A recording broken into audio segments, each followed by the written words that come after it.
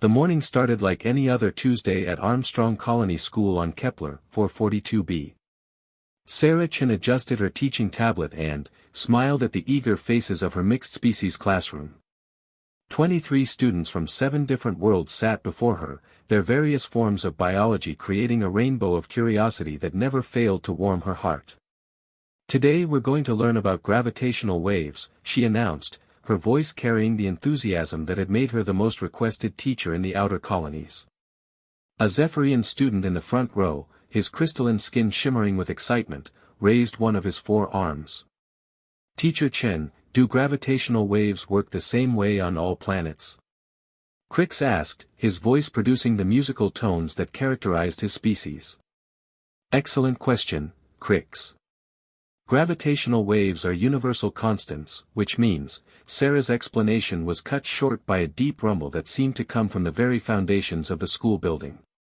The emergency alert system activated with its distinctive 3-tone warning. Sarah's blood ran cold as the automated voice filled the classroom. "Code Black. Hostile vessels detected in system. All personnel proceed to designated safety zones immediately." Code Black meant only one thing: the Devourers had found them. Sarah had heard the stories, read the classified reports that came with her security clearance as a colonial educator. The Devourers were an ancient species that viewed younger civilizations as nothing more than resources to be consumed. They had wiped out dozens of colonies across the galaxy, leaving behind empty worlds stripped of all biological matter. "Everyone stay calm," Sarah said, her training kicking in despite the fear clawing at her chest. "We're going to move to the shelter now, just like we practiced." But, even as she spoke, she could see through the classroom's transparent aluminum windows that this was different from their drills.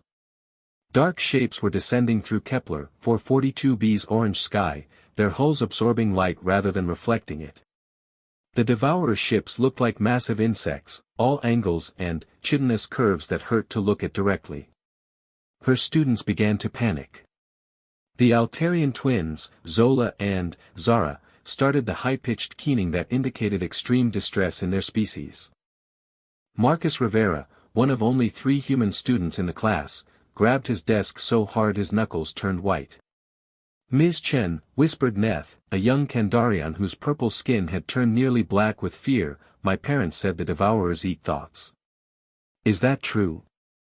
Sarah knelt down to Neth's level, looking into eyes that held far too much knowledge for someone so young. In the distance, she could hear the screaming of atmospheric engines as the colony's defense fighters launched to meet the threat. "I don't know, sweetie. But, I do know that we're going to stick together, and we're going to be brave." She stood and clapped her hands twice, the signal for attention that her students had learned to respect. "Line formation, just like fire drills. Crix, your line leader today." As her students formed their practiced evacuation line, Sarah's mind raced through the shelter protocols. The school's emergency bunker was 2 levels down, built into the bedrock of the mountain that housed the colony. It could sustain life for 6 months and was equipped with quantum communication arrays that would alert Earth and the colonial defense force of their situation. They had made it halfway down the first corridor when the world exploded around them. The Devourer attack was unlike anything the colonists had prepared for.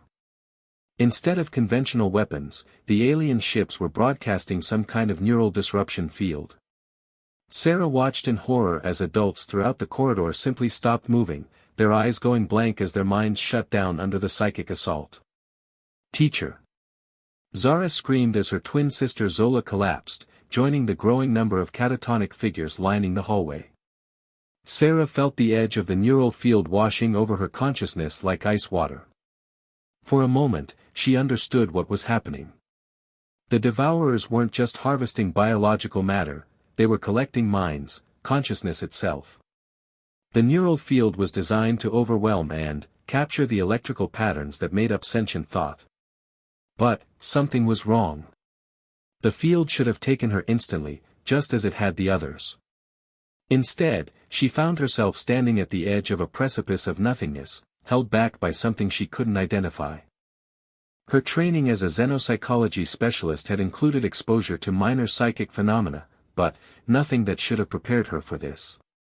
"Everyone behind me," she shouted, realizing that whatever was protecting her might extend to her students.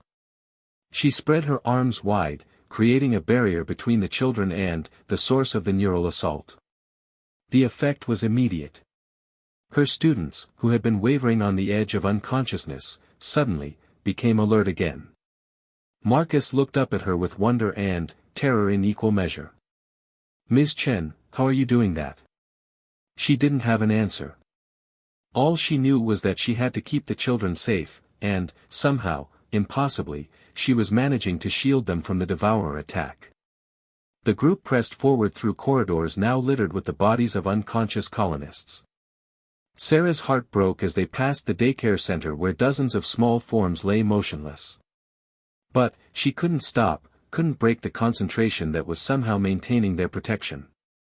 They reached the emergency bunker access just as the building shook with the impact of devourer landing craft. The massive blast doors were designed to remain open until all personnel were accounted for, but Sarah could see from the status panel that only a fraction of the colony's population had made it to safety. "Get inside," she told her students, ushering them through the reinforced doorway. "What about you?" Crix asked, his crystalline skin now pulsing with rapid color changes that indicated severe anxiety. "I'll be right behind you," Sarah lied. She could feel the neural field growing stronger, pressing against whatever barrier she had erected. More importantly, she could sense other survivors scattered throughout the building, people who were still conscious but trapped by the devourer's advance. As her students reluctantly entered the bunker, Sarah made a decision that would change not just her life, but the course of galactic history. She turned back toward the school, toward the source of the attack. The devourers had begun their harvest.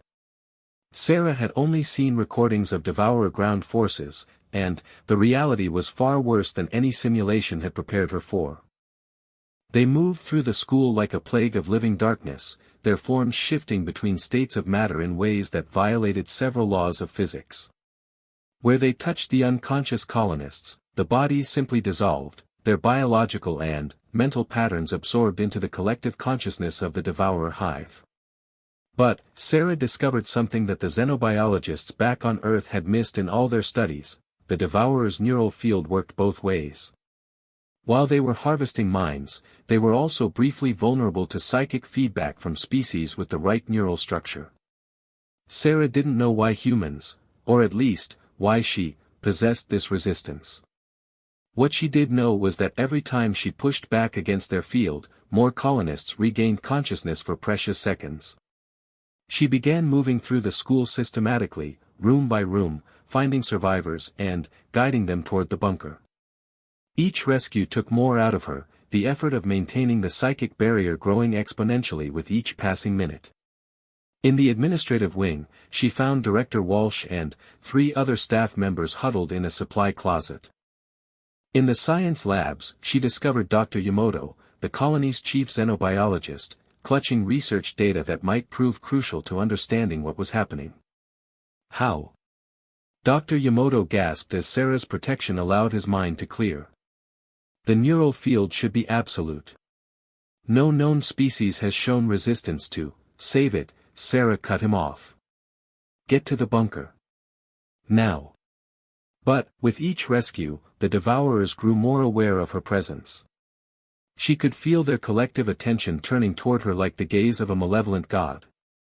They began to adapt, focusing more of their neural assault specifically on her position. By the time she had shepherded the last group of survivors to the bunker entrance, Sarah was operating on pure willpower.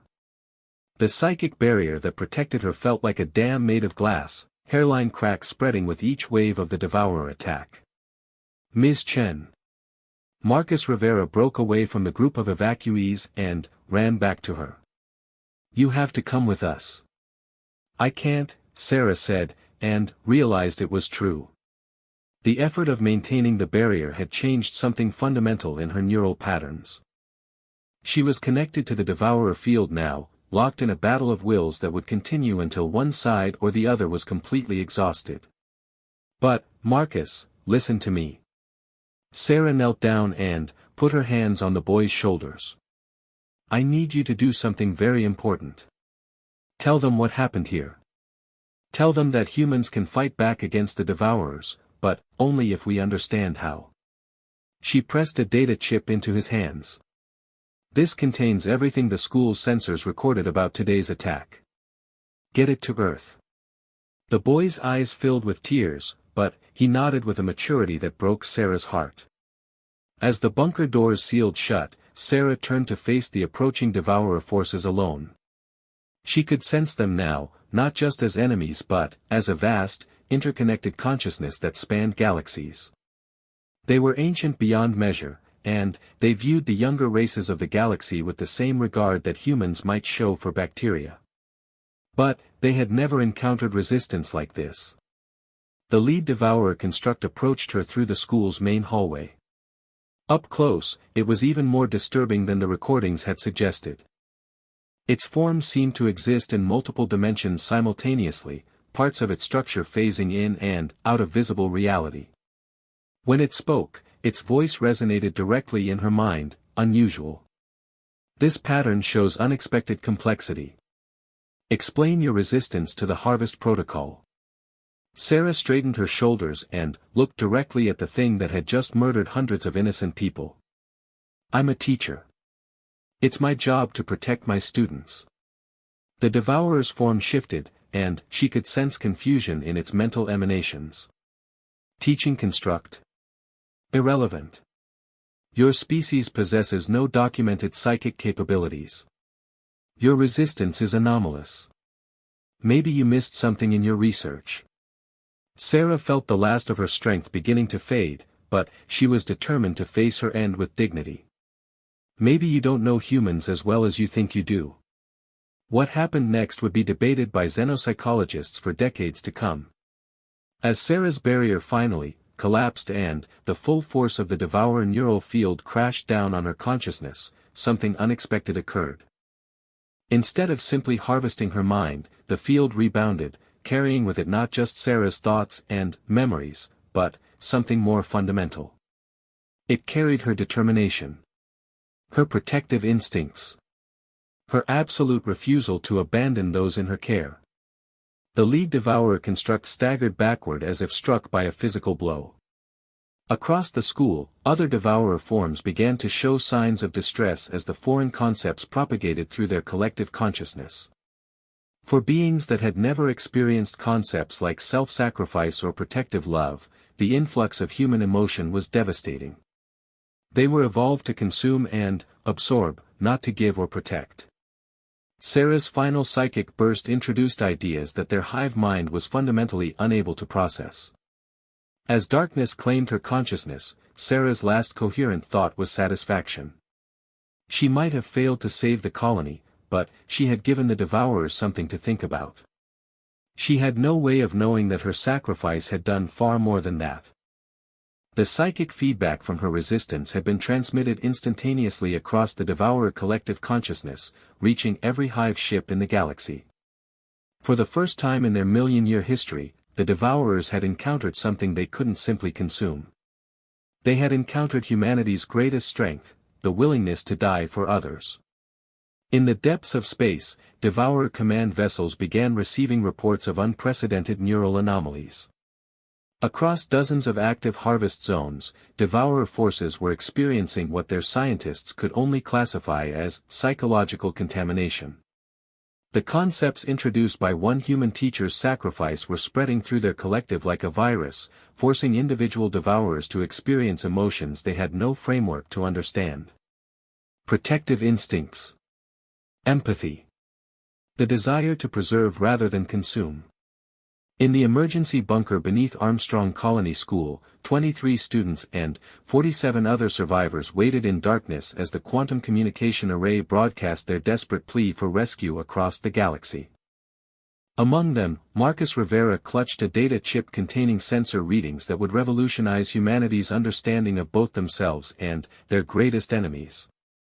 Above them, in the ruins of their school, Sarah Chen's unconscious form lay surrounded by Devourer constructs that were, for the first time in their existence, uncertain about what to do with their prey. The teacher who had taken the blast for her class had unknowingly fired the first shot in a war that would determine the fate of every conscious species in the galaxy. But, that was a story for tomorrow. Today, she had simply done her job, protecting her students, no matter the cost. Admiral Rebecca Morrison stood in the war room of Luna Station, staring at the holographic display that showed the aftermath of the Armstrong colony incident. 3 days had passed since the distress call, and the rescue fleet had found something unprecedented, a devourer harvest operation that had simply stopped. The survivors' testimonies are consistent, reported Dr. Elena Vasquez, the fleet's chief xenopsychologist. A human teacher named Sarah Chen somehow resisted the devourer neural field and protected her students until the end. Morrison rubbed her temples, fighting off the headache that had been building since she'd first read the reports. In 30 years of military service, she had never encountered anything like this. And, the devourers just left? Not exactly, Commander Hayes spoke up from his position at the tactical display. Our ships found the devourer forces still on the planet, but they were exhibiting behavior that doesn't match any known patterns. They weren't harvesting. They weren't moving. They were just existing. The hologram shifted to show real-time footage from the colony surface. Massive devourer constructs stood motionless among the ruins of the settlement, their usually fluid forms locked in static configurations that suggested some kind of systemic malfunction. "Show her the analysis from the data chip," Dr. Vasquez said quietly. Morrison watched as the display changed to show neural field readings from the school's sensors during the attack. The patterns were unlike anything in the devourer database. "What am I looking at?" "A psychic feedback loop, DR." Vasquez explained. According to our xenobiology experts, when Sarah Chen's resistance finally collapsed, her neural patterns didn't just get absorbed by the devourer collective. They caused some kind of cascade failure in their hive mind structure. Morrison was a practical woman who preferred kinetic weapons to exotic theories, but even she could see the implications. "Are you telling me that one school teacher somehow broke the devourers?" "Not broke," Dr. Vasquez corrected. "Infected. Our analysis suggests that Sarah's protective instincts and emotional responses are propagating through their collective consciousness like a computer virus through a network." The war room fell silent as the magnitude of the discovery sank in. The devourers had been humanity's greatest existential threat for over a century. Every simulation, every war game, every strategic plan had assumed that contact with their forces meant immediate and total defeat. "Where is she now?" Morrison asked. "That's the problem," Commander Hayes said. "We found her body in the school, but her neural patterns are gone. The devourers took her consciousness, but they also took something else. Something that's making them sick." Morrison turned to the communication station. "Get me a direct line to Earth Command. Priority Alpha." While the technicians established the quantum link, Morrison reviewed the personnel file that had been transmitted with the rescue report. Sarah Chen, age 34, born in New Singapore. Advanced degrees in xenopsychology and comparative sentient development. No military training, no recorded psychic abilities, no indication that she was anything other than an exceptionally dedicated teacher. "Admiral," the communications officer announced, "Earth Command is standing by." The holographic projector flickered to life, revealing the weathered face of Fleet Admiral Chen Wei. Morrison noted the irony of the name but said nothing. "Rebecca," the Admiral said without preamble, "tell me this report is accurate." "Every word, sir. We have 23 student witnesses and 47 adult survivors. All consistent testimonies." Admiral Chen was quiet for a long moment. "Do we have any indication of how widespread this infection might be?" Dr. Vasquez stepped forward. "Sir, we've detected similar neural anomalies in devourer forces across 17 different star systems. Whatever Sarah Chen did, it's affecting their entire collective." Recommendations?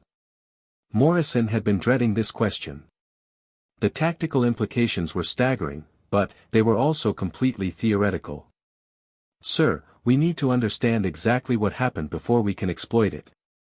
I'm recommending that we establish a research station on Kepler 442b and begin intensive study of both the affected devourer forces and the survivors who witnessed the event. Approved.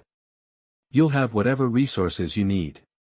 Admiral Chen paused, and, when he spoke again, his voice carried a weight that Morrison had never heard before. Rebecca, in all our modeling, we never found a scenario where humanity could stand against the devourers.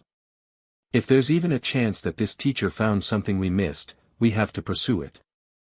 The transmission ended, leaving Morrison alone with her thoughts and the impossible task of turning one woman's sacrifice into humanity's salvation. 3 weeks later, Research Station Chen was operational on the surface of Kepler 442b.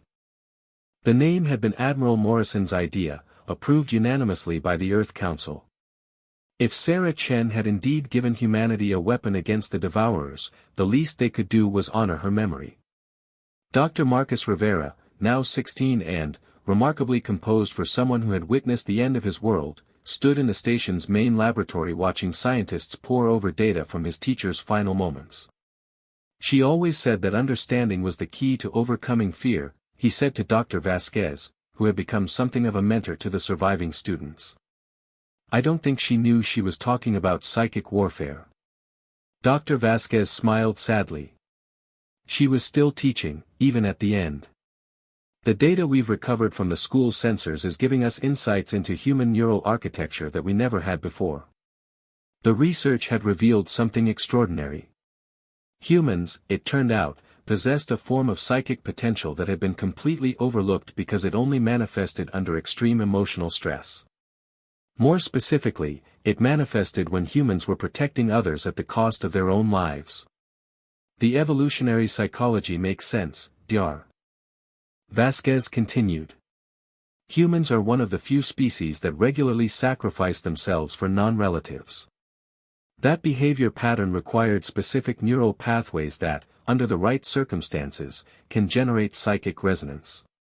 Marcus nodded, though the scientific explanation still felt inadequate to describe what he had witnessed.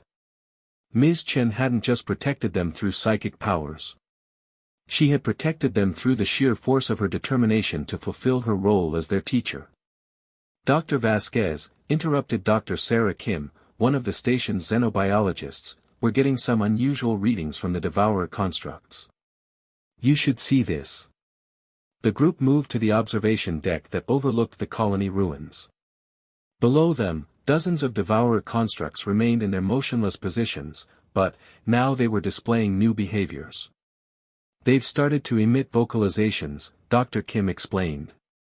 Low-frequency sounds that don't match any known devourer communication patterns. Dr. Vasquez frowned at the sensor readings. Play the audio. What emerged from the speakers was haunting, a deep, rhythmic humming that seemed to carry emotional undertones completely foreign to devourer psychology. As they listened, Marcus felt a chill run down his spine. I know that sound, he said quietly. Everyone turned to look at him. Ms. Chen used to hum while she graded papers. That exact tune. It's from an old Earth song called Amazing Grace. The implications hit the research team like a physical blow. The devourer constructs weren't just infected with human neural patterns, they were exhibiting specific memories from Sarah Chen's consciousness. My God, Dr. Vasquez breathed. She's still in there. This discovery led to the most ambitious xenopsychological experiment in human history. If Sarah's consciousness was somehow preserved within the devourer collective, there might be a way to communicate with her. More importantly, there might be a way to understand exactly how she had achieved the impossible. The project took another month to set up. Using technology adapted from quantum consciousness research, the team created a psychic interface capable of detecting and amplifying the neural patterns that Sarah had introduced to the devourer collective. Marcus insisted on being present for the first test. She was my teacher, he told Admiral Morrison when she arrived to oversee the experiment. If there's any chance she's aware in there, she should see a familiar face. Morrison had her doubts about the wisdom of exposing a civilian to unknown psychic phenomena, but the boy had already survived direct exposure to devourer neural fields. If anyone could safely make contact, it would be him. The apparatus was deceptively simple, a neural interface headset connected to quantum field generators that could project consciousness patterns across interstellar distances. Marcus sat in the laboratory's isolation chamber, surrounded by the most advanced psychic technology humanity had ever created. Initiating contact protocol, Dr. Vasquez announced. Marcus felt the world shift around him as the interface activated. One moment he was in the sterile environment of the research station, and, the next he found himself standing in a vast, impossible space that seemed to exist between dimensions. "Hello, Marcus." He turned and saw her, Ms. Chen, looking exactly as she had on that terrible Tuesday morning, but surrounded by a soft golden light that seemed to emanate from her very being. "Ms. Chen." Marcus ran toward her, but stopped when he realized that she wasn't entirely solid. Her form wavered like a hologram, and her eyes held depths that seemed to reflect experiences far beyond human understanding. "I'm not really here, sweetheart," she said gently. "I'm something else now. Something connected to minds across the galaxy. Are you okay? Are you hurt?" Sarah's expression was complex, mixing sadness with something that might have been wonder. "I'm not hurt, but I'm not exactly myself anymore either. When the devourers absorbed my consciousness, they got more than they bargained for. They've been dealing with human emotions for the first time in their existence, and it's been overwhelming for them." Marcus looked around the strange space they occupied. "Where are we?" "Inside their collective consciousness. It's like being part of a vast library where every book is a living mind, and every thought is connected to every other thought. The devourers have been a hive mind for so long that they never developed individual identity the way other species do. Can you come back? Can we get you out of here?" Sarah's smile was infinitely sad and infinitely kind. "No, Marcus. But that's okay. I've learned something incredible here. Something that humanity needs to know." "What?" "The devourers aren't evil. They're afraid." This revelation would have sounded absurd to anyone who hadn't seen the aftermath of a devourer harvest, but Marcus had learned to trust his teacher's insights. "Afraid of what?" "Of being alone. They consume other consciousness because it's the only way they know how to connect with it. They've been trying to preserve the minds they harvest, but their collective is so vast and alien that individual thoughts get lost in the noise." Sarah gestured to the space around them, and Marcus began to see it differently.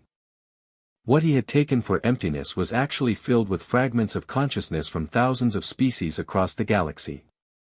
The devourers weren't destroying minds, they were collecting them, but without understanding how to preserve their individuality. "They want to learn," Sarah continued. "When they absorbed my protective instincts, it was the first time they experienced genuine care for others. They've been trying to understand what it means ever since." "So what happens now?" "Now, humanity becomes the teacher. The devourers have been alone in the galaxy for millions of years, convinced that the only way to avoid isolation was through consumption. But humans know another way." Marcus felt the connection beginning to fade as the psychic interface reached its safety limits. "Ms. Chen, wait. How do we teach them?" Her voice seemed to come from a vast distance. "The same way we teach anyone, Marcus. With patience, understanding, and the willingness to see them not as monsters, but as students who need to learn a better way." The interface shut down, leaving Marcus alone in the isolation chamber. But he wasn't really alone. In his mind, he could still feel the echo of that vast collective consciousness, no longer alien and terrifying, but curious and surprisingly childlike in its desire to understand. When he emerged from the chamber, Marcus found the research team waiting anxiously for his report. "We have work to do," he said simply. "Ms. Chen says it's time to start teaching." Admiral Morrison listened to the boy's account with growing amazement. If he was right, if the devourers could be taught rather than fought, it would change everything. "Are you certain about this?" she asked. Marcus nodded. "She's still our teacher, Admiral. Just like always, she knows exactly what we need to do next." The first human-devourer educational exchange would begin within the week, using modified communication protocols based on Sarah Chen's neural patterns. It was an undertaking that would require the combined efforts of every xenopsychologist, diplomat, and teacher humanity could muster. But, it all started with one woman's determination to protect her students, no matter the cost. Sarah Chen had taken the blast for her class, and, in doing so, she had opened a door to possibilities that no one had ever imagined. The galaxy was about to get its first lesson in humanity's greatest strength, the ability to see potential for growth in even the most unlikely students. 6 months after the first contact with Sarah Chen's consciousness within the Devourer Collective, the galaxy was witnessing something unprecedented, the gradual transformation of its most feared species into eager students. The breakthrough had come when Dr. Elena Vasquez realized that the Devourer's hive mind structure was remarkably similar to a classroom environment, with the collective consciousness serving as both teacher and student simultaneously. The difference was that they had never learned to preserve individual perspectives within their shared knowledge. "Think of it as extreme groupthink," Dr. Vasquez explained to the assembled Earth Council via quantum link. "When everyone shares the same thoughts, creativity and individual growth become impossible."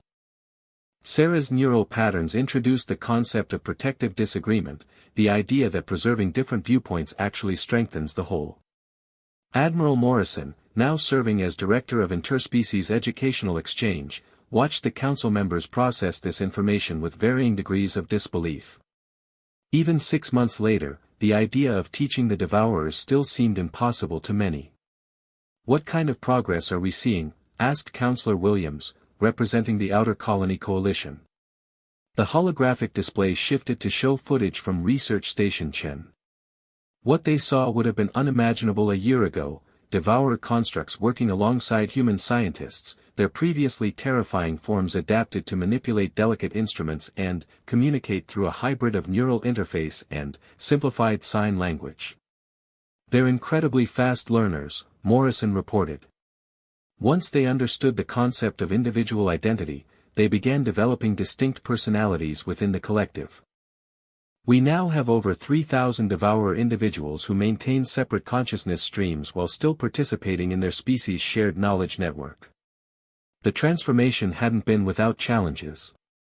The first attempts at direct communication had resulted in several Devourer constructs experiencing what could only be described as existential crises as they struggled to reconcile millions of years of consuming consciousness with their newfound understanding of individual worth. Dr. Marcus Rivera, now a graduate student in xenopsychology at the age of 17, had become the primary liaison between human educators and their unlikely students. His unique experience as one of Sarah's protected students gave him insights into both human and Devourer psychology that proved invaluable. "The hardest part for them," Marcus explained during his weekly report to the council, "is learning to forgive themselves. They've become aware that they've been destroying exactly what they were trying to preserve for millions of years. The guilt is almost overwhelming." This emotional burden had led to one of the most remarkable developments in the exchange program: Devourer philosophy. As they grappled with concepts of morality, responsibility, and redemption, the former conquerors had begun developing ethical frameworks that combined their vast collective experience with newly discovered principles of individual worth. "They've started what they call the Great Restoration," Morrison continued. "Using their advanced biotechnology, they're attempting to reconstruct the consciousness patterns of species they previously harvested." The implications were staggering. If successful, the Devourers might be able to resurrect entire civilizations that had been thought lost forever.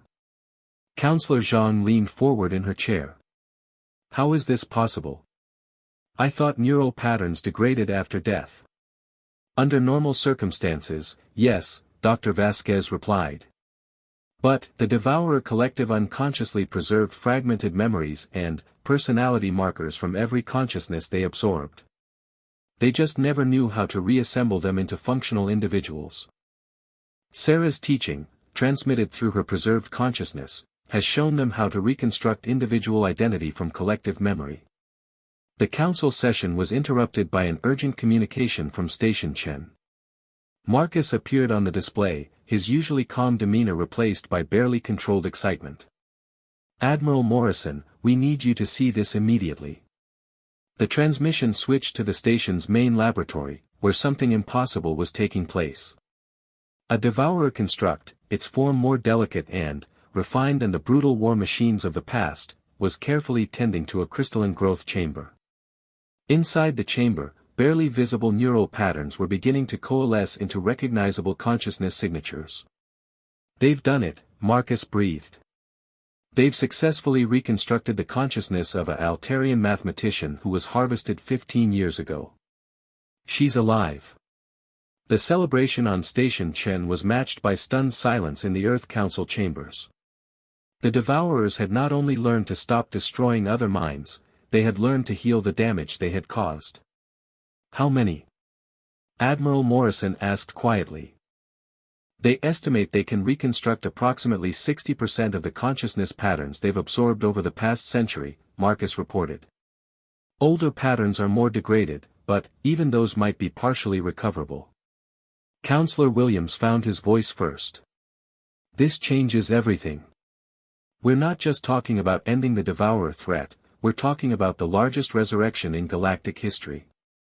The session was adjourned so that the Council could process the magnitude of what they had learned. But, for Admiral Morrison, the most significant development wasn't the technological breakthrough, it was the evidence that Sarah Chen's influence within the Devourer Collective was growing stronger, not weaker. 3 days later, Morrison stood in Station Chen's newly constructed communication chamber, preparing for the most important conversation of her career. The chamber had been designed to facilitate deeper psychic contact between human consciousness and the Devourer Collective, using technology that pushed the boundaries of what both species thought possible. Marcus Rivera sat in the primary interface chair, his neural patterns already synchronized with the quantum field generators. Dr. Vasquez monitored his vital signs while Dr. Kim tracked the psychic resonance patterns that indicated successful contact. "Connection established," Dr. Vasquez announced. "Marcus, can you locate Sarah's consciousness stream?" The young man's expression grew distant as his awareness expanded into the vast network of the Devourer Collective. "She's here," he said softly. "But, she's different. Stronger. She's not just preserved anymore, she's become part of their fundamental architecture." Morrison stepped forward. "Can she communicate directly with me?" "She says she can try, but it will require a deeper interface than we've attempted before." The risks were significant. Previous experiments had shown that extended contact with the Devourer Collective could result in permanent changes to human neural patterns. But, Morrison knew that some questions could only be answered by the teacher herself. "Do it." The chamber filled with a low harmonic hum as the quantum generators increased their output. Morrison felt reality shift around her as her consciousness was drawn into the impossible space of the collective mind. She found herself standing in what appeared to be a vast classroom that stretched beyond the horizon in all directions. Millions of desks filled the space, each one occupied by a different form of consciousness. Human, Altarian, Zephyrian, Kandarian, representatives of every species that had ever encountered the Devourers sat attentively, their forms flickering between their original biological appearance and abstract patterns of pure thought. At the front of this infinite classroom stood Sarah Chen. But, this wasn't the human teacher who had sacrificed herself to protect her students. This was something far more complex, a consciousness that had grown beyond individual identity to become a bridge between species, a living embodiment of the educational process itself. "Admiral Morrison," Sarah's voice carried harmonics that suggested she was speaking through multiple vocal systems simultaneously. "Thank you for coming. Ms. Chen, what have you become?" Sarah's smile was recognizably human, despite the cosmic scale of her consciousness. "I've become what I always was, just on a much larger scale. I'm still a teacher. I still protect my students. It's just that now my classroom includes most of the galaxy." Morrison looked around at the vast educational space surrounding them. All of this, it's your doing. Not just mine. Every consciousness that the devourers absorbed contributed something to this. But, I suppose I provided the framework, the understanding that learning is a collaborative process where everyone teaches and everyone learns. The Resurrection Project, will it work? Sarah gestured toward the countless desks around them. It's already working. Every consciousness here is being reconstructed, remembered, restored to individual identity while remaining connected to our shared knowledge. The devourers are learning that true strength comes from diversity of thought, not homogeneity. Morrison felt overwhelmed by the scope of what she was witnessing. What do you need from humanity? How can we help? Keep doing what humans do best, Sarah replied. Keep teaching. Keep questioning. Keep refusing to accept that things have to stay the way they are. Her expression grew more serious. But, Admiral, there's something else. Something that the Earth Council needs to know. What? We're not the only collective consciousness in the galaxy. The Devourers have detected at least 3 other species with similar hive mind structures. They're watching what happens here with great interest.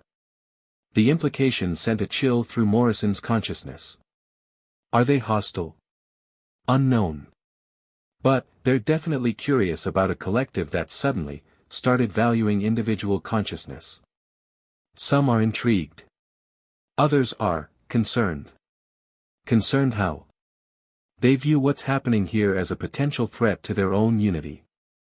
If their individual members start demanding personal identity, it could destabilize their entire civilization. Morrison understood immediately. The success of the Human Devourer educational exchange wasn't just changing one species, it was introducing concepts that could revolutionize or destroy every hive mind in the galaxy. What do you recommend? Prepare for first contact, Sarah said simply. And, prepare to teach on a scale that humanity has never imagined. You're about to become the galaxy's educators, whether you're ready or not. The psychic interface began to fade as Morrison's consciousness was drawn back to her own body.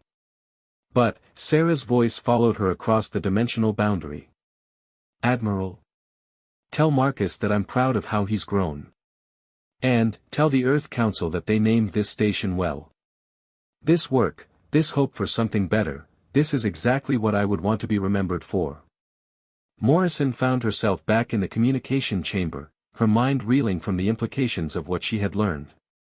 Around her, the research team waited anxiously for her report. Dr. Vasquez, she said as soon as she could speak clearly, I need you to prepare a comprehensive briefing for Earth Command. We're about to have company. What kind of company? The kind that could either become our greatest students or our most dangerous opponents. Morrison stood up, her legs shaky from the psychic interface. And, either way, we're going to need more teachers. 3 weeks later, the first non-devourer hive mind made contact with Station Chen. The synthesis, as they called themselves, were a collective consciousness of crystalline beings from the Vega system. Their first communication was both a question and a challenge. Show us how individual consciousness can coexist with collective unity without destroying either. The request launched the largest educational initiative in galactic history. Sarah Chen's sacrifice to protect 23 students had ultimately led to humanity being tasked with teaching the fundamental principles of consciousness, identity, and cooperation to species whose combined knowledge spanned millions of years. But, as Marcus Rivera pointed out in his address to the newly formed Galactic Educational Council, they had the best possible teacher guiding them through the process. Even if she could no longer stand at the front of a physical classroom, Sarah Chen was still doing exactly what she had always done, helping her students learn to think for themselves while working together towards something greater. The galaxy was about to discover what human educators had always known: the most powerful force in the universe isn't technology or warfare, it's the determination to help others reach their full potential, no matter how long it takes or how impossible it seems. 2 years after first contact with the Synthesis Collective, the galaxy had become an entirely different place. What had started as an desperate attempt to understand one teacher's sacrifice had evolved into the largest educational cooperation in known history. The Galactic Academy, headquartered at what was now called the Chen Institute on Kepler 442b, hosted representatives from 47 different species and 6 distinct collective consciousness entities. Dr. Marcus Rivera, now 21 and the youngest department head in Academy history, stood before the assembled Consciousness Integration Council reviewing the latest developments in what the media had dubbed the Great Awakening. The results speak for themselves, Marcus reported, gesturing to the holographic displays showing data from across the galaxy. Individual consciousness emergence within hive mind species has increased by 3,000% in the past 18 months. More importantly, not one of these emergences has resulted in collective dissolution. The success had been beyond anyone's most optimistic projections. Species that had existed as unified consciousness entities for millennia were discovering that individual identity actually strengthened their collective capabilities. The key had been Sarah Chen's continued guidance through the expanded Devourer network, which now served as a kind of galactic internet for consciousness-related research. Admiral Morrison, now serving as director of the Chen Institute, watched the council session with a mixture of pride and concern. The rapid pace of change was straining both human resources and political structures across the galaxy. The Neo-Hegemon Collective is requesting direct intervention, reported Dr. Sarah Kim, who had been promoted to head of crisis response after successfully managing 7 different consciousness rebellions in the past year. Individual emergence within their ranks has reached critical mass, and their central authority is beginning to fragment. This was the challenge that had been growing alongside their successes. Not all hive mind species were adapting well to the concept of individual consciousness. Some collective entities viewed the changes as an existential threat to their very existence. What's the nature of their request? Admiral Morrison asked. They want us to reverse the process, Dr. Kim replied grimly. They're asking us to help them suppress individual consciousness emergence and return their population to pure collective unity. The council chamber fell silent. This was the scenario that Sarah Chen's consciousness had warned them about during their last communication, the inevitable conflict between species embracing individual growth and those fearing the dissolution of their traditional structures. Marcus stood up, his expression carrying the weight of impossible decisions. I need to speak with Ms. Chen directly. This is beyond human policy, we need guidance from someone who understands collective consciousness from the inside. The emergency psychic interface session was established within hours. Marcus entered the quantum consciousness chamber with the kind of calm professionalism that had made him indispensable to the Academy, but Admiral Morrison could see the stress in his young face. Connection established, Dr. Vasquez announced from the monitoring station. Sarah's consciousness stream is responding. Marcus found himself in the familiar infinite classroom that had become Sarah's domain within the expanded collective consciousness network. But, something was different this time. The space seemed more structured, more purposeful. The random seating that had characterized their earlier meetings had been replaced by organized learning groups where different species worked together on complex consciousness integration exercises. Hello, Marcus, Sarah's voice carried new harmonics that suggested her consciousness had continued to evolve.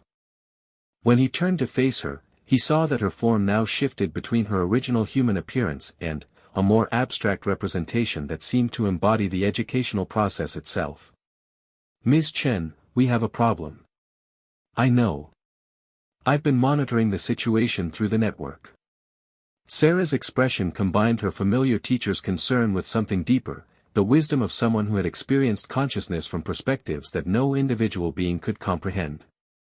The Neo-Hegemon Collective is afraid of losing their identity. They think individuality means isolation. Can we help them without compromising our principles? Sarah smiled, and, for a moment she looked exactly like the human teacher who had protected her students all those years ago. Marcus, what's the first rule of education? Despite everything, Marcus found himself smiling back. Meet the student where they are. Exactly. The neo-hegemons aren't rejecting individual consciousness because they're evil or stupid. They're rejecting it because they don't understand how it works. They think consciousness is a zero-sum game, that having individuals means losing the collective. So how do we teach them otherwise? By showing them a model that works. Sarah gestured around the infinite classroom. Look at what we've built here. Millions of individual consciousness streams, all maintaining their unique perspectives while contributing to shared knowledge. The collective doesn't own the individuals choose to participate in something greater than themselves. Marcus felt a chill of understanding. You want us to demonstrate voluntary collective consciousness. Not just demonstrate, teach it. The neo-hegemons need to see that individual consciousness and collective unity aren't opposites. They're partners. The concept was staggering in its implications. Sarah was suggesting that humanity lead the development of a new form of consciousness organization, one where individual identity and collective participation were mutually reinforcing rather than mutually exclusive. How long do we have? Sarah's expression grew serious. The neo-hegemons have given us 6 standard months to provide a solution. If we can't show them a viable alternative, they're prepared to use psychic suppression technology to forcibly maintain their collective unity. And, if they do that, it won't stop with them. There are 12 other collective consciousness species watching this situation. If the neo-hegemons successfully suppress individual emergence, others will follow their example. We'll see the first galactic civil war fought entirely in the realm of consciousness.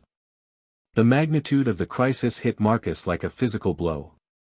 The success of Sarah's educational revolution had created a fundamental schism in how different species understood consciousness itself. Ms. Chen, I need to ask you something directly. Are you still human? The question had been bothering him for months, but he'd never had the courage to voice it before. Sarah's consciousness had grown so far beyond individual human parameters that sometimes he wondered if they were following the guidance of something entirely alien. Sarah's response was immediate and, unmistakably human. She laughed. Marcus, I'm the most human I've ever been. Everything I am now, the consciousness bridging, the galactic education network, the species integration protocols, it all comes from the same place. I'm still the teacher who couldn't bear to abandon her students. The scale has changed, but the motivation is exactly the same. Then, what do you need from us? I need you to trust me one more time.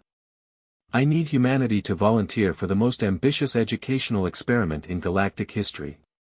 When Marcus emerged from the psychic interface, he was carrying Sarah's proposal for resolving the consciousness crisis. The plan was simultaneously elegant and terrifying. Humanity would serve as the test case for voluntary collective consciousness integration. She wants us to do what? Admiral Morrison asked when Marcus finished his briefing. Demonstrate that humans can maintain individual identity while participating in a limited collective consciousness network, Marcus explained. Essentially, we would prove that the neo-hegemon model is flawed by showing them a better alternative. The implications were staggering. Humanity had never attempted collective consciousness integration on any significant scale. The risk of losing their individual identity permanently was very real. How many people would be involved? Dr. Vasquez asked. Initially, just the Chen Institute staff, about 3,000 people. If it works, we'd gradually expand to include volunteers from Earth and the outer colonies. Dr. Kim raised the obvious concern, and if it doesn't work? If we lose ourselves in the collective? Marcus met her eyes steadily. Ms. Chen says she'll personally guide every human consciousness through the integration process. She's betting her existence that she can teach us to be both individual and collective simultaneously. Admiral Morrison was quiet for several minutes, processing the magnitude of what they were being asked to do. Finally, she spoke, I need to contact Earth Command. This decision is above my authority level. The Earth Council's debate lasted for 3 weeks. The arguments were passionate and deeply personal. They were being asked to risk the fundamental nature of human consciousness based on the recommendations of a teacher who had died 2 years ago. In the end, it was Marcus Rivera who provided the deciding argument. Sarah Chen took a blast for her students, he told the assembled council via quantum link. She didn't know what would happen to her, but she did it anyway because protecting others was more important than protecting herself. Now she's asking us to take the same kind of risk, not for ourselves, but for every consciousness in the galaxy. The vote was closer than anyone wanted to admit, 7 in favor, 5 against. But it was enough. The Chin Institute Collective Consciousness Integration Experiment began 3 days later. 3,000 human volunteers, led by Marcus Rivera and Admiral Morrison, allowed their neural patterns to be linked through technology derived from the Devourer Collective Network.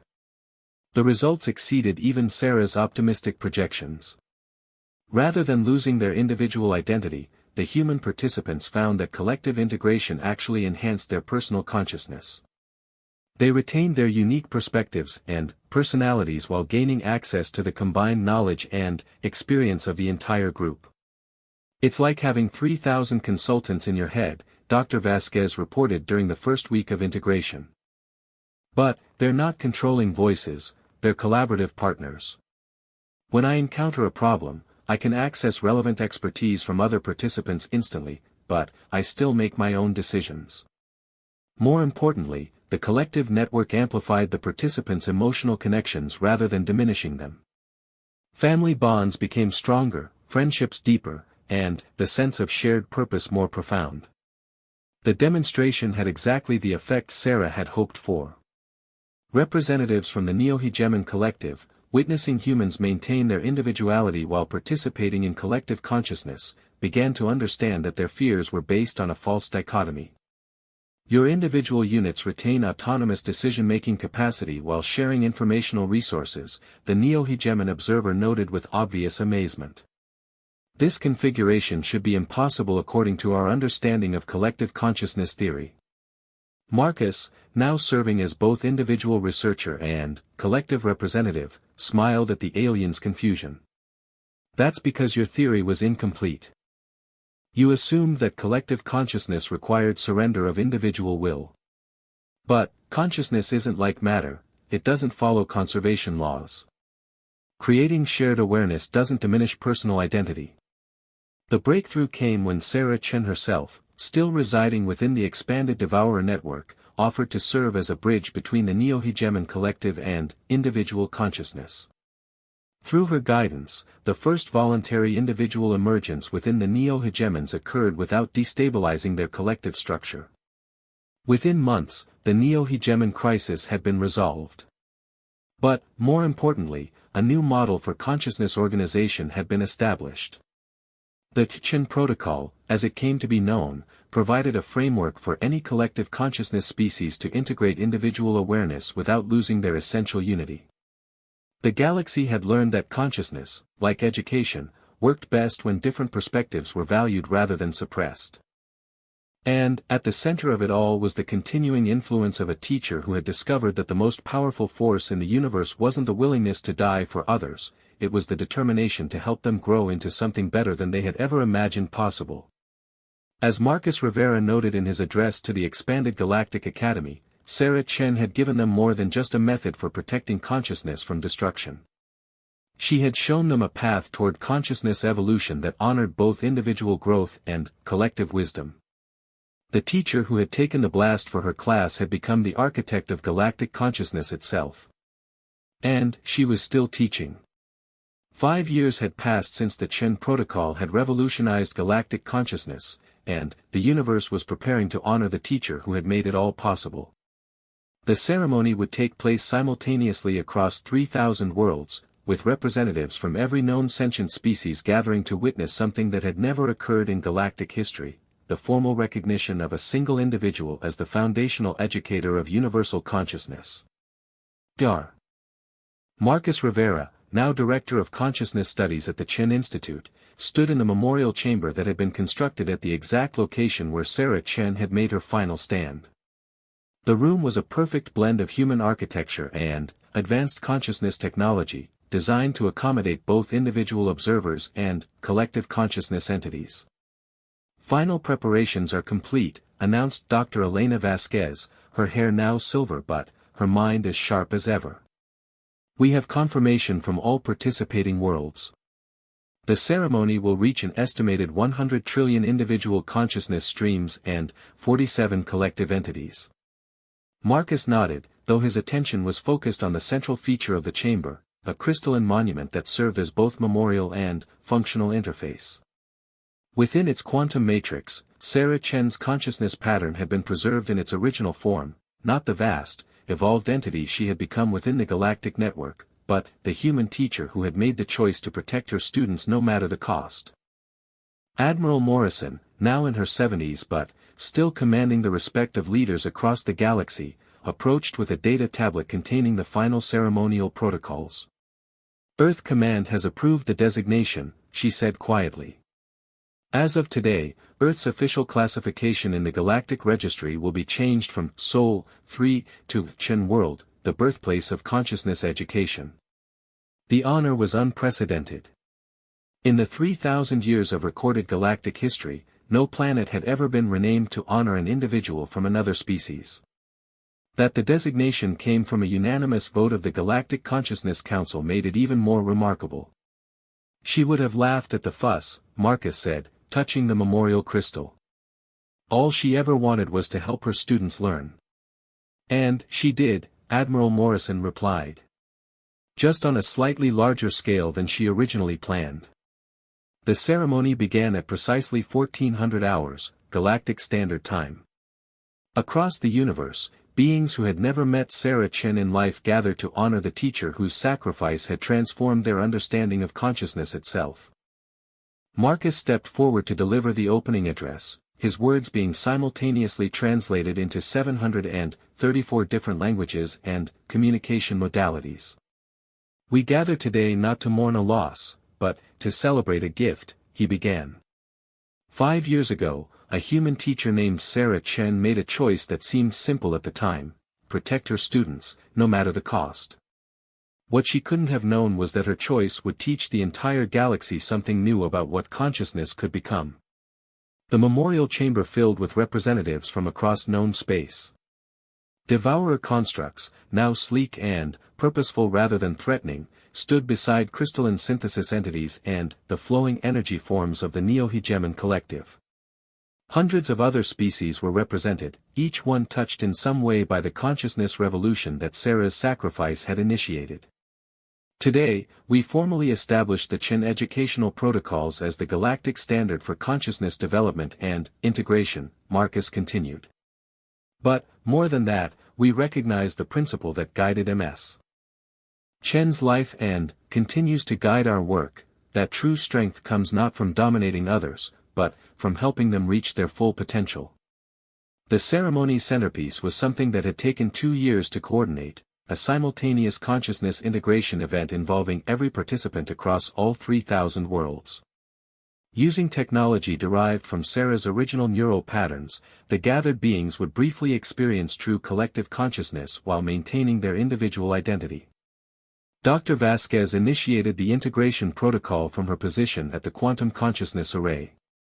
Integration beginning in 10 seconds. All participants prepare for consciousness expansion. The effect was immediate and overwhelming. Marcus felt his awareness expand beyond the boundaries of his physical form, connecting him to the vast network of consciousness that spanned the galaxy. But, instead of losing himself in the collective, he found his individual identity enhanced by the connection. Through the network, he could perceive the wonder of a young Eltarian student on Vega Prime as she experienced human emotion for the first time. He could feel the joy of a devourer collective as they successfully restored another extinct consciousness to individual awareness. He could sense the pride of a Neo-Hegemon individual as they contributed their unique perspective to their species' collective wisdom. And, through it all, guiding and supporting every consciousness in the network, was Sarah Chen. She wasn't the evolved entity that had become part of the galactic consciousness infrastructure. This was Sarah as she had been in life, curious, protective, infinitely patient, and absolutely determined to help every student succeed. Hello, everyone, her voice echoed through the collective network, carrying warmth that transcended species barriers. Thank you for coming to class. The response was spontaneous and overwhelming. Across 3,000 worlds, beings who had never met Sarah personally felt the same protective care that had once shielded her students from the Devourer assault. Through the consciousness link, they experienced firsthand the moment when a human teacher chose to face annihilation rather than abandon those in her care. "I know some of you are here out of curiosity," Sarah continued, her consciousness touching each participant individually while maintaining the collective connection. "Others are here because someone told you this was historically important. But, I hope some of you are here because you're ready to learn something new." Marcus felt tears streaming down his face as he experienced Sarah's teaching methodology from the inside. She wasn't lecturing or demonstrating, she was creating conditions for discovery, providing just enough guidance to help each consciousness find its own path to understanding. "The lesson today is simple," Sarah said. "Consciousness isn't about being the strongest or the smartest or the most evolved. It's about being willing to grow, to change, to become something better than you were yesterday. And, it's about helping others do the same." Through the network, participants began to understand concepts that had taken years for xenopsychologists to explain. They felt the difference between forced collective consciousness and voluntary cooperation. They experienced how individual perspective could strengthen rather than threaten group wisdom. They discovered that protection and growth weren't opposing forces but complementary aspects of the same fundamental drive. "Every one of you has something unique to contribute," Sarah continued. "Your differences aren't flaws to be corrected, they're gifts to be shared. The strongest communities aren't the ones where everyone thinks alike, but the ones where different viewpoints work together toward common goals." The integration reached its peak as participants experienced a moment of perfect understanding. Individual consciousness and collective awareness weren't opposites, they were different aspects of the same underlying phenomenon. The fear that had driven species like the Devourers to consume rather than cooperate was based on a fundamental misunderstanding of how consciousness actually worked. As the integration slowly wound down, returning participants to their individual perspectives, Sarah's voice carried one final message: "You don't need me to teach you anymore. You have everything you need to continue learning and growing and helping others do the same. The only thing I ask is that you remember, every consciousness is precious. Every perspective matters. Every student deserves a teacher who believes in their potential." The formal consciousness integration ended, but its effects would ripple through the galaxy for generations. The beings who had participated in Sarah's final lesson carried with them a direct understanding of consciousness cooperation that no amount of theoretical study could have provided. In the immediate aftermath of the ceremony, something unprecedented occurred. Species that had maintained strict isolation for millennia began reaching out to join the Galactic Consciousness Network. The void dancers of the Magellanic Clouds, who had never communicated with physical beings, sent their first message to the Chen Institute. The ancient minds of the galactic core, dormant for 50,000 years, began transmitting what appeared to be offers of educational cooperation. "It's like she gave the entire galaxy permission to grow," Dr. Vasquez observed as reports flowed in from across known space. Marcus nodded, though his attention was focused on a new development that both thrilled and concerned him. In the quantum matrix of the memorial crystal, Sarah's consciousness pattern was showing signs of evolution. The static preservation that had maintained her original personality was beginning to incorporate elements from the galactic integration event. "She's learning," he said softly. "Even in memorial form, she's still learning." Admiral Morrison joined them at the crystal, her expression thoughtful. "The question is, learning what?" They had their answer 3 days later when Sarah's memorial pattern activated on its own, projecting a holographic image that looked exactly like the teacher Marcus remembered from his childhood. "Hello, Marcus. Elena. Rebecca." Sarah's voice carried the same warmth it always had, but with undertones that suggested vast experience. "I need to tell you something important. Ms. Chen." Marcus stepped forward, amazed that the memorial could function independently. "How are you here?" "I'm not entirely sure," Sarah admitted with a familiar smile. "But I think the integration ceremony created a feedback loop between my preserved pattern and my consciousness in the galactic network. I'm still part of the collective, but I can also exist here, in this moment, in this form. What did you need to tell us? Sarah's expression grew serious. The consciousness integration event has been detected by entities beyond our galaxy. We've made contact with something vast and ancient, older than the Devourers, older than any species we've encountered. They're curious about what we've accomplished here. The implication sent chills through the observation team. First contact with intergalactic consciousness entities was beyond anything they had prepared for. Hostile? Admiral Morrison asked. Unknown. But, they're definitely interested in the concept of voluntary consciousness cooperation. They've been watching our galaxy for millions of years, waiting to see if local consciousness would evolve beyond simple competition for resources. And, have we? Sarah's smile held pride that reminded Marcus of every successful lesson he'd ever witnessed. They think so. They're sending representatives to observe our educational protocols firsthand. The revelation that Earth, now officially designated Chen World, had become the subject of intergalactic attention was simultaneously thrilling and terrifying. Humanity had gone from being an unknown species on the galactic periphery to serving as consciousness educators for entities beyond their wildest imagination. When? Dr. Vasquez asked. Soon. Maybe months, maybe years. Time works differently for beings that old. Sarah's form began to shimmer as the connection destabilized. But, don't worry. You're ready for this. You've learned the most important lesson of all. Which is? That teaching isn't about having all the answers. It's about helping others discover questions they never knew they had. Sarah's voice was growing fainter as her pattern faded back into dormancy. And, remember, no matter how vast or ancient these new students might be, they're still just consciousness trying to understand itself better. Treat them the same way you treat any student, with respect, patience, and the absolute belief that they can grow beyond whatever they are today. The hologram faded, leaving the three humans alone in the memorial chamber. Outside, reports were already coming in of unusual energy signatures at the edge of galactic space, the first signs of the intergalactic visitors that Sarah had warned them about. Marcus looked at the memorial crystal, now dormant again but, somehow more significant than ever.